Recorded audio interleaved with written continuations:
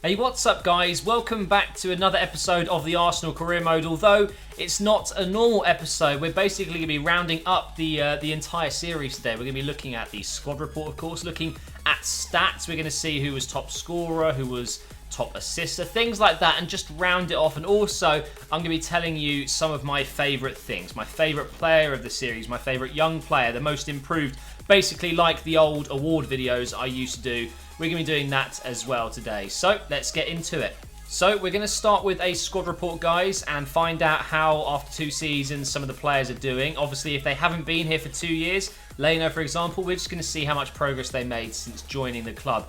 Now, Leno has stayed 88, which is absolutely fine. I don't think he was ever going to grow more than that. Bellerin has ended 85 rated, which is pretty impressive. And by the way, in a recent update, you would have seen it if you watched my Career Mode update series, Bellerin now starts at 80, so I reckon I could have done even more if I'd played with the latest up-to-date squads. Mustafi ended 87, and he is ridiculously good in this game. He really is. Laporte, really nice signing. I was really happy with him, up to 86 towards the end there. Sidibe, who is now a right-back in FIFA. Still, I've got the left-back version, and it worked really well with Monreal going the other way, and of course Gibbs, not so good. So Sidibe came in and did really well. Now, Mahrez, 88 rated, was injured a lot in this second season, which was a bit of a shame. But when he did play, he was good. 88 rated as well. Verratti, one of the highest players I've ever used in a career mode, actually. I've only used a couple of players 90 or more, and he is up there with the best. He is such a really well-rounded midfielder. He's good at everything. He scores goals. He, of course, gets back and tackles. He passes it well. Really, really like him. Only 25 years old as well. I reckon I could get him to 91. Maybe even 92 if we did another season.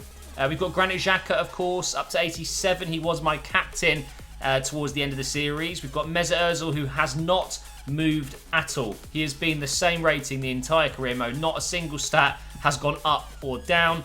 And we'll be looking at his assists in a short moment. So Antoine Griezmann, obviously a big signing in Season 2, up to 90 rated. Again, we're going to look at his goals. One of the best strikers I have ever used in FIFA. I may not have scored, 30 goals with him, because actually I was using him as a real team player. He got a lot of assists as well. But just in general, I knew if he got in the right position, he would score. His finishing is just that good. Sanchez obviously did go down a little bit with the injury, down to 86, which was a bit of a shame, but a very, very good player. Mainly used him up front, of course. We've got Koscielny, who has gone down to 83 recently. Obviously, though, 32 years old, you can expect that to happen. When he was in his prime, 85, 86 in the first season, he was an absolute rock. Theo Walcott starting to go down a little bit there. He's lost sprint speed. Unbelievable. Evans, the youth player that we brought into the team last year, I had an objective to play him in half my games this season. I didn't quite make it, but I wish I did. I wish I would have got him to at least 81 or 82. But this guy, just look at some of those stats. Ridiculous for a 19-year-old. Najar replaced Jenkinson with this guy. I really like Najar. Very good player to have in the squad. He came in and did a good job every time I needed him to. Coquelin, 84 rated. Not much to say about him other than he's just an absolute beast. He was the hero of the Champions League final in the first season. Not so much in the second. Ramsey up to 87. Again, one of those players that I was really, really happy to have on the bench and come on and make an impact. Gibbs, always handy if you needed him. Reading Adelaide didn't grow as fast as I would have liked. Maybe I could have got him in to do some more training, things like that. But when I did use him, a bit sluggish on the ball because he's only 68 rated. But I still liked him. Rob Holding, I used him more than Chambers, for example, because I thought Holding was a better player in the game, but actually they're very similar, so I would say the same things for both of them. Zalalem, another player that maybe I should have used a little bit more, but he went up by 3 in this season. As you know, Iwobi, big fan of him, really enjoyed using him in this career mode. Since starting this Arsenal career mode, he's had quite a few updates, so he'd be even better now if you were to start a career mode with him. El Neni up to 78 there. Again, just a very balanced midfielder. Didn't get many appearances, but when he did play, he was great. Callum Chambers there, obviously we recalled him last season when we had a few injuries to our centre-backs, and he's okay. I still prefer Holding, even though they're very similar. Gabriel up to 82 there, not much to say about him. Lucas Perez in the first season was pretty much Mesut Ozil. He got so many assists and very good when we needed him, although we deployed him on the wing a couple of times this season. Oxlade-Chamberlain, very good option, although we played Theo a little bit more, I would say. But when Oxlade came on, he was always just a huge impact sub. And a few times got an assist or a goal in the last few minutes of games. Ospina, didn't really use him too much in the end with Cech and Leno there. And there is Cech, down to 84 now. In the first season, though, just so reliable, completely amazing in goal. But Leno he was up another level at the time. We've got Jacobs out on loan, basically the next Robin van Persie. And then we've got Asano, who was also out on loan this season. He's gone up by 3. But now, let's have a look at some stats. Have a look at the goals scored, the assists, and things like that. So in the Premier League, we had 28 appearances for Cech. Griezmann had 27, and you can see the rest of the team there. We used quite a few players. We really did. We did rotate quite a lot. Let's have a look at goals. I know who's going to be top. There you go. Oh, I'll tell you what. It's closer than I thought. Griezmann 14 and Evans 13. You've even got Ramsey there with 6. Verratti, Xhaka and Sanchez. Obviously, this doesn't include Champions League. If it did, Griezmann would be a little bit further ahead. I don't know why they don't include it. That kind of sucks, but you can check in the squad report. Maybe we'll do that. Assists, we've got Alexis Sanchez, Lewis Evans and Mesut Ozil there in the top 3. Griezmann got 5 as well, but again, did better in the Champions League, I thought. Red cards, did we get any? Yes, we did. We got 1 red card with Mustafi. I forgot about that. And yellow cards, we got 3 with Chambers in 8 appearances. Not very good, but who got the highest average rating? My guess is going to be Evans. And no, it's Laporte. Laporte's got an average of 80, but that's in the Premier League. So 8 out of 10 on average in the Premier League, but only 4 appearances. So that doesn't really count. I would say Evans and, yeah, Griezmann and obviously Alexis Sanchez are up there. That's pretty interesting, but I want to see how many goals we got in the Champions League with my players. So Griezmann only actually got 4 goals in the Champions League. I thought it was more than that, and also only 1 assist. That seems a bit crazy to me. I'm actually quite surprised by that. But maybe, it can happen. You can overestimate things. But Griezmann, in general, in 40 appearances, did very well. 18 goals, 6 assists. Let's have a look at Evans then. So in the Premier League, 19 appearances, 13 goals and 6 assists. And in the Champions League, didn't score. Only got 1 goal. But in 30 appearances, getting 14 goals and 8 assists. That is very impressive. Let's have a look at Ozil and Griezmann and Sanchez, for example. So Sanchez did even better in the Champions League. He got 4 goals in 9 appearances compared to 3 in 25 in the Premier League. And Mesut Ozil hasn't had the best of seasons, has he? Only 6 assists in 32 games. Now, this bit's always interesting to me. You get an overview of how many games you've played, how many you've won. If you look right at the bottom there, 128 games I played with Arsenal. Obviously, I simulated maybe 10, 15 of those, but we won 76. That's a pretty high percentage. Drew 36 and lost 16. They all end in 6. The devil. And we scored 177 goals. I think that could have been higher. But actually, in general, I think FIFA 17, for me, I'm finding it harder to score goals and I'm conceding less than in FIFA 16, for example. But we only conceded 68, which I'm quite proud of. It's basically half a goal a game. That's not too bad, is it? Our biggest win was 5-0 against Southampton. That was a big result. And our biggest defeat was, of course, Manchester United. I think that was at Old Trafford as well, of course. Biggest transfer fee, 95 million. Of course, that was Griezmann. And in total, I made £6.24 million. Not too bad. I wouldn't mind that in real life, that's for sure. But now, guys, let's talk about my favourite player, my least favourite player, the best signing I made, the worst signing I made, things like that. And this could get pretty interesting. I've actually thought about it for quite a long time over the last few days, trying to pick out my favourite player, and it is just so difficult. You're probably going to think I'm a bit mad, but my favourite player was Iwobi. He may not be the best player, and that's why he didn't get into the team every single game. But when I used Iwobi, I was always excited. Whenever I put him in the side, I couldn't wait to actually play the game. And I would have played him much, much more if I didn't have Alexis Sanchez, Mahrez, Oxlade-Chamberlain, these guys. But Iwobi is seriously good fun in this game. I do wish he had better skill moves. I think he should be upgraded to 4-star skills. Don't know if you saw him play for Nigeria recently. Did that rainbow flick on that play. It was amazing.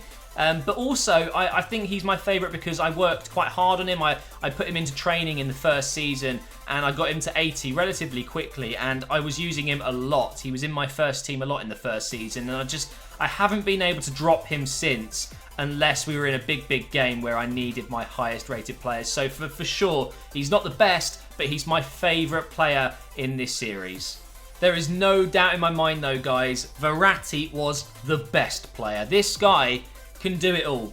He's not the quickest, he's not the strongest, but it doesn't mean anything. He's got really high agility, he turns so quickly, he can pass it away, he can shoot, he scored some brilliant goals for me, and he defends so well. And every time I dropped Verratti from the team, whether he was tired or if he picked up a little injury, I always really missed him more than any other player. And alongside with Xhaka, they created the perfect combination. You've got the stronger... Well, actually, no, hang on. Verratti is probably better than Xhaka at passing in the game. I was going to say Xhaka's the stronger, the playmaker, but actually Verratti was doing that as well. They really did bounce off each other, and I really enjoyed the central midfield I had. And obviously I had players like Ramsey who can come in, Coquelin, El Neni, and I really did enjoy having all of these great players. But for me, Verratti was my best player. Griezmann in second for sure, and maybe Sanchez in third with Ozil in fourth. It was pretty close, but Verratti definitely wins it for me. Now this one, guys, is probably a little bit controversial. I'm going to be talking about my least favourite player, the worst player. Now, I was going to say it's, one of the players that I sold, but actually I want to keep it within the squad that I've got today. And it's going to have to be Zelalem, and he's not even that bad. Honestly, I still like him, but in my squad, he was the weakest link. Whenever I played him, I think it is literally his strength in game. Because I was playing him in a deeper role, I didn't want him at cam, I wanted him at centre mid, basically where Verratti was playing, and Xhaka. But because he was so weak, and because he's a little bit clunky on the ball, he's not got the best dribbling. Well, actually, his dribbling's not bad, but it's not that good, okay? It's not like an 80 rated player. I found he was just getting dominated in midfield a little bit too much, whereas someone like Rene Adelaide could actually do quite well because he was a bit further up the pitch. So unfortunately, it's going to have to be Zelalem, but I feel pretty bad saying that. Now, for the most improved player, there is no doubt in my mind it had to be Evans. When I first signed him up to the squad, he was rubbish. I'm not going to lie, guys. I thought, okay, I'm going to give it a go because I've got this youth academy objective. I need to get him high rated. I need to use him. But at the time, it wasn't fun. He was super slow. His finishing was dreadful.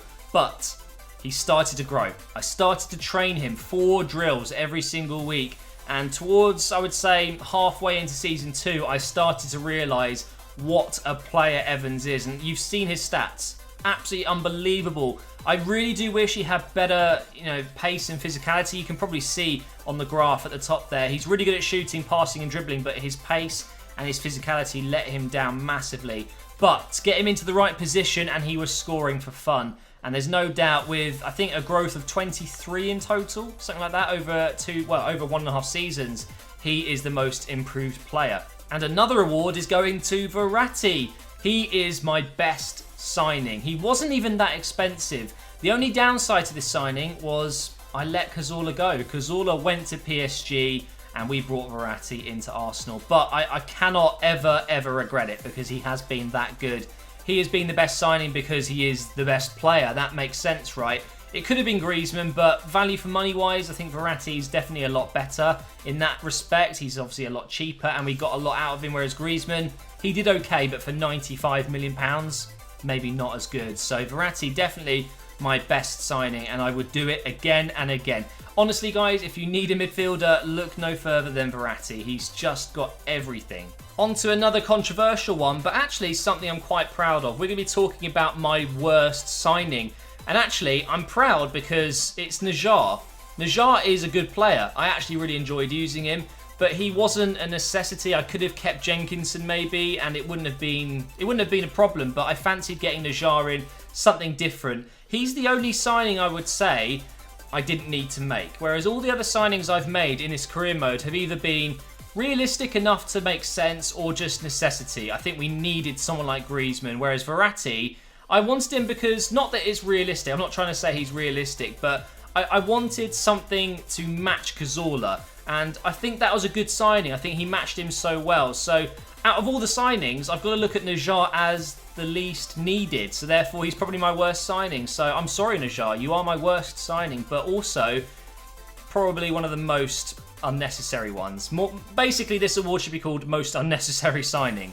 And now, guys, for the best goal. Now, normally I would pick one of my screamers. I'd put some music over the top of it, and we would show you it over and over again, different angles, things like that. But no, not today. This time, you are going to be voting for your favourite goal. So I need you guys to think about your favourite goal you've seen in this series. Put it in the comments below. Maybe you could link the episode and the time it happened. And what I'm going to do is I am going to have a look through the comments, and I'm going to pick some of your favourites, and I'm going to show you them in the next series, in the first episode. We're going to talk about the best goal from my Arsenal series. And by the way, regarding the new series, I'm still unsure what to do, so feel free to leave comments about that as well. But that is going to round up this episode. Thank you so much for watching the Arsenal Career Mode, guys. I've really enjoyed making it. Hopefully you've enjoyed watching it. But it is time to move on to another challenge. I did debate whether I should do a third season or not, but I'm feeling like I want to move over to something like the Bundesliga or do a Road to Glory with a lower English team, something like that. So we are going to move on, maybe return. I'm not going to guarantee anything because that never works out well. But thank you for watching, guys. If you could hit the like button, I'd really appreciate it. Make sure you let me know your favourite goal in the series, and I will see you next time.